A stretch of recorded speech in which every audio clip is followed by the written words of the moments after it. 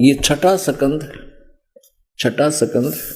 और संक्षिप्त देवी भागवत और 414 पृष्ठ पे।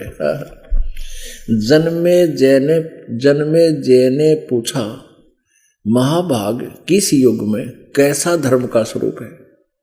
इस संपूर्ण विषय को विशेष रूप से बताने की कृपा कीजिए। व्यास जी बोले,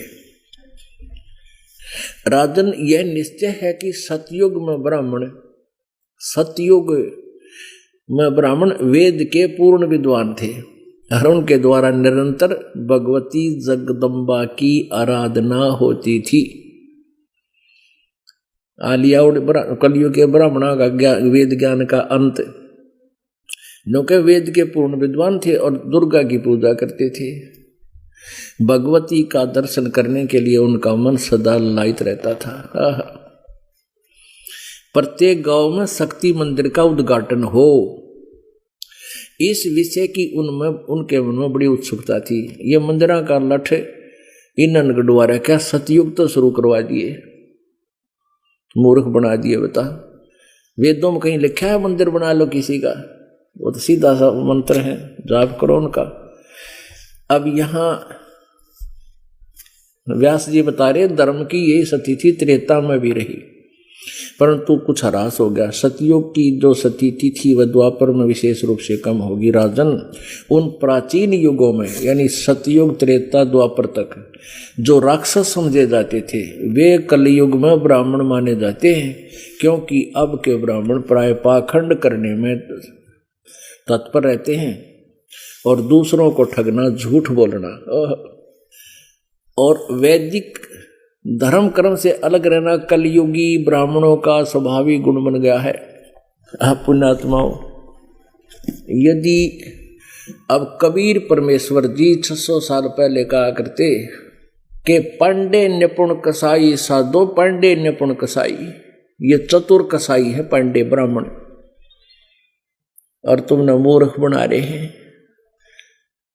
काशी के अंदर एक आरा लगा दिया, करोत, एक लकड़ी काटने का लोहे के दांते से दराती के साथ बहुत बड़ा, और उन काशी के उन कसाई ब्राह्मणों ने,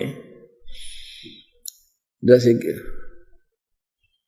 अब देवी भागवत में उनको राक्षस कहा है, एक सोसा छोड़ दिया कि जो स्वर्ग जाना चाहता है, काशी में भगवान की तरफ से गंगा के किनारे क्रोध आता है, उस क्रोध से जो गर्दन कटवा लेगा सीधा स्वर्ग जाएगा। तो बुढ़ा ने सोची भगवान पाना है और मरना जरूरी है, बुढ़ापे तुम भी दुखी हो लिए। तो पहले तो उन ब्राह्मणों ने ये अफवाह फैलाई कि जो काशी में मरेगा वो सीधा स्वर्ग जाएगा। तो बूढ़े बूढ़े अच्छे पैसे वाले लोगों ने व्यवस्था कर दी, अपने माता पिता को भी काशी में उन गुरुओं के घर छोड़ दिए, और उन लोग भी लालचियां ने पैसे के लालच में बूढ़े रखने शुरू कर दिए। अब बुढ़ापे बूढ़ा तेक करना संभला घर पे, और वह 20-20 बिठा लिए उन्हें बूढ़े लालच में। फिर उन्हें स्कीम बनाई कि नो तो बात बिगड़ गई, ये भी एक कद मरे, कोई 10 वर्ष में मरेगा, कोई 15 वर्ष में मरेगा, कोई 5 वर्ष में।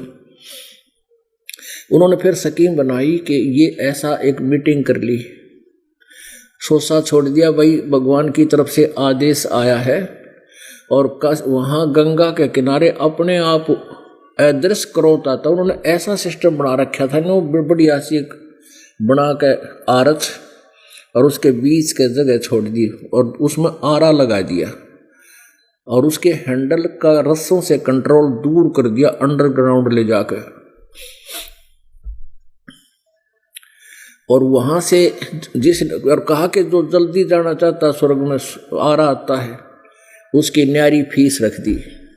तो उन भोली आत्माओं ने उन पर विश्वास करके ब्राह्मणों पर, गुरुओं पर, कि ये सच्ची बात कहते हैं, विद्वान हैं, संस्कृत के जानने वाले हैं, तो वो गर्दन कटवानी भी शुरू कर दी। उनको 10-10, 20-20, 50-50 रुपये दे करके आरा कटवा दिया।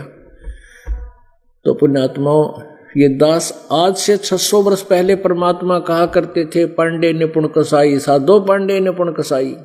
जिस कारण से परमात्मा का विरोध उन नकलियों ने बहुत ज्यादा करवा दिया, जनता को बहका दिया। कबीर झूठा है, बकवादी है, ये सब झूठ बोलता है, यह वेदों और गीता के विरुद्ध ज्ञान दे रहा है, ये झूठा है, इसकी बातें मत मानो।